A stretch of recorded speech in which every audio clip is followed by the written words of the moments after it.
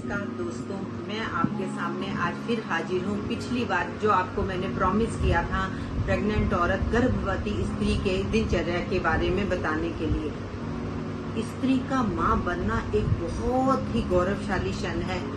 वो आनंद से विभोर हो जाती है जब वो माँ बनने वाली होती है। तो मैं इसमें उनको कोशिश करूंगी उनकी आनंद को और बढ़ाऊं, थोड़ी हेल्प करें उनकी। अगर वो अपना आहार विहार ठीक रखेंगी तो इनके जो ये 9th मंथ है, जो ड्यूरिंग प्रेगनेंसी बहुत ही आनंदमय होंगे। वो भी खुश रहेंगी, उनके पेट में पल रहा बच्चा भी खुश रहेगा। सबसे प्रथम इसके लिए हमें आहार और व्यवहार को जानना जरूरी है। हमें क्या खाना चाहिए प्रेगनेंसी में और हमें क्या नहीं खाना चाहिए प्रेगनेंसी में। हमें अति उष्ण, अति तीक्ष्ण, अति रूक्ष्म पदार्थों का सेवन नहीं करना चाहिए। पपीता, करेला हमें नहीं खाना चाहिए क्योंकि ये गर्म चीजें होती हैं। सबसे जरूरी होता है अपना ध्यान रखना। हमें मोस्टली अधिकतर औरतों को शुरू के 3 महीनों में मछली, घी कच्चा, नोजिया, वॉमिटिंग होती रहती है। मेरे ख्याल से इसमें कोई घबराने वाली चीज नहीं है। ये नॉर्मल सी रूटीन है, ये होगा ही होगा। ये तो आपको उल्टा दर्शाती है कि आप माँ बनने वाले हो। इसके लिए आप अगर बहुत ज्यादा तंग हैं, बहुत ज्यादा जी कच्चा है, तो आप डॉक्टर से संपर्क करें, मेडिसिन ले सकते हैं। मेडिसिन आपको खराब नहीं करेगी, आपके गर्भस्थ बच्चे को नहीं खराब करेगी।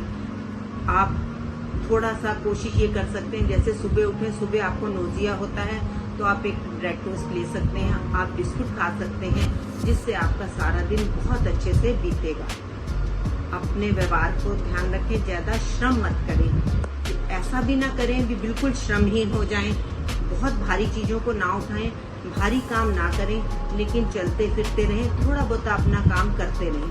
क्योंकि श्रमहीनता से बच्चे में आलस्य आता है। वो हमें अच्छा नहीं लगेगा कि हमारा बच्चा आलसी पैदा हो। अपने मन को शांत रखें, शांति पाठ करें। जिस भी भगवान को मानते हैं उसके पूजा पाठ में अपना ध्यान लगाएं। इससे बच्चे में मनोविकार नहीं होंगे। हमारा अगर मन शुद्ध होगा तो बच्चे का भी शुद्ध होगा। क्योंकि माँ का सांस लेना, माँ का खाना, माँ का बात करना, माँ का व्यवहार करना सभी बच्चे पर असर डालते हैं। क्योंकि वो एक नाड़ू के जरिए अपनी माँ से जुड़ा रहता है। इसीलिए जो पोषण माँ खाती है, जो नॉर्मल लाइफ में माँ पोषण खाती है, उससे दुगना खाना खाए। दूध, दही, छाछ, प्रोटीन लें। इन सब चीजों में विटामिन, मिनरल्स होते हैं। प्रोटीन बच्चे के विकास में एक बहुत ही महत्वपूर्ण योगदान देता है। अगर हम शुरू के ट्राइमेस्टर में, मतलब शुरू के 3 महीनों में प्रोटीन लेते हैं, अपनी डाइट अच्छी रखते हैं, तो जो पानी कम है, जो एम्नियोटिक फ्लूइड कम हो जाता है फीटस में, वो कम नहीं होता। एम्नियोटिक फ्लूइड का कम होना आजकल एक बहुत ही कॉमन सी प्रॉब्लम है। और ये मुझे लगता है जो आजकल माएँ बन रही है उसमें से 60% औरतें इस चीज को फेस कर रही हैं। तो इसलिए प्रोटीन का खास ध्यान रखें। आप न्यूट्रीला ले सकती हैं। अगर आप अंडे खाती हैं तो आप अंडे भी खा सकती हैं, पर वो भी थोड़ी मात्रा में, ज्यादा मात्रा में नहीं खाने आपने। और 6 मंथ मतलब 2nd ट्राइमेस्टर में आपको ध्यान रखना है, थोड़ा आप भारी काम ना करें, झुकने वाला काम ना करें, क्योंकि इससे आपका बैलेंस बिगड़ सकता है, आपको चक्कर आ सकते हैं।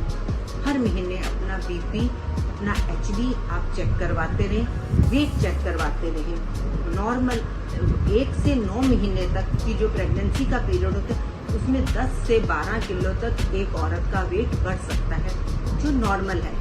इससे ज्यादा बढ़े तो वो ध्यान देने योग्य बातें हैं। हर महीने डॉक्टर को चेक करवाएं, अपना अल्ट्रासाउंड कराएं। अल्ट्रासाउंड से आप अपने बच्चे की धड़कन सुन सकती हैं, अपने बच्चे को देख सकती हैं, उससे अपने आप को जुड़ा हुआ महसूस कर सकती हैं, जिससे बच्चे की ग्रोथ बहुत अच्छे से होती है। शांत रहें, शांत मन रखें अपना। स्वच्छ वस्त्र पहने, सफेद वस्त्र पहने, बहुत अच्छे रहते हैं, क्योंकि सफेद वस्त्रों से शांति आती है। जैसे कि हम जब शांति का प्रतीक सफेद झंडा लहराते हैं, जब कोई शांति की बात होती है, सफेद कबूतरों को छोड़ते हैं, तो इसलिए ऐसे वस्त्र धारण करने से आपका मन भी शांत रहेगा। आपका मन शांत रहेगा तो आपका बच्चा भी शांत रहेगा। वो आपके लिए बहुत सफल रहेगा आपके आगे लाइफ में जाके। आपको 9वां महीना लग गया, आप घबराइए मत। कोई बात नहीं, ये नॉर्मल प्रोसेस है। आप कोशिश कीजिए भी आपकी नॉर्मल डिलीवरी हो। पहले बहुत कम लेडीज की सिजेरियन होता था, अब तो ये बहुत कॉमन हो गया है। पर मैं आपको सलाह देना चाहूंगी, आप शारीरिक श्रम करें, आप सैर करें, आप कोशिश करें, आप थोड़ा योगा करें, आप अपना खान पान ध्यान से खाएंगी तो कोई ऐसा वो नहीं है कि आपकी नॉर्मल डिलीवरी नहीं होगी। आप घबराए नहीं, आप पैनिक ना हो। ये भगवान अपने आप से करता है। आपके जब आपका टाइम पूरा हो जाता है, 9th मंथ कंप्लीट हो जाता है, तो आपके गर्भाशय में अपने आप संकुचन पैदा होता है जो नॉर्मल डिलीवरी कर सकता है। तो आप यही कोशिश करें भी आप नॉर्मल डिलीवरी की तरफ जाएं। 9th मंथ हो गया, आप अपना सामान तैयार कर लें, अपने दो जोड़ी कपड़े, बच्चे के लिए तौलिया, सब अपना एक बैग में तैयार कर लें, ताकि आपको जब हॉस्पिटल जाना पड़े तो आपको हड़बड़ी ना हो। आप आराम से, शांत मन से, खुश मन से घर से जाएं। अपने आप को स्वच्छ रखें, क्योंकि साफ शरीर से बच्चे को इन्फेक्शन नहीं होगा, आप भी साफ रहेंगी, मन भी प्रफुल्लित रहेगा।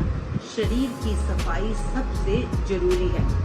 डॉक्टर पे विश्वास रखें, डॉक्टर के साथ अपने मन की बातें करें। जो आप बातें शेयर करना चाहते हैं डॉक्टर को कहें, वो आपकी सारी बातें समझते हैं और आपके स्वास्थ्य के अनुसार आपको ट्रीटमेंट करेंगे। बीपी चेक करवाते रहें, क्योंकि आजकल 9th मंथ में बीपी भी ज्यादा रहने लग गया। वो इसलिए रहता है क्योंकि हम स्ट्रेस ले लेते हैं। तभी मैं आपको कह रही हूँ, आपको स्ट्रेस नहीं लेना। यही बातें हैं, आप ध्यान देंगे तो आपकी नॉर्मल डिलीवरी होगी, आपका बच्चा भी ठीक रहेगा और आप भी खुश रहेंगे और हमें भी याद करेंगे जब आपकी नॉर्मल डिलीवरी होगी और आपका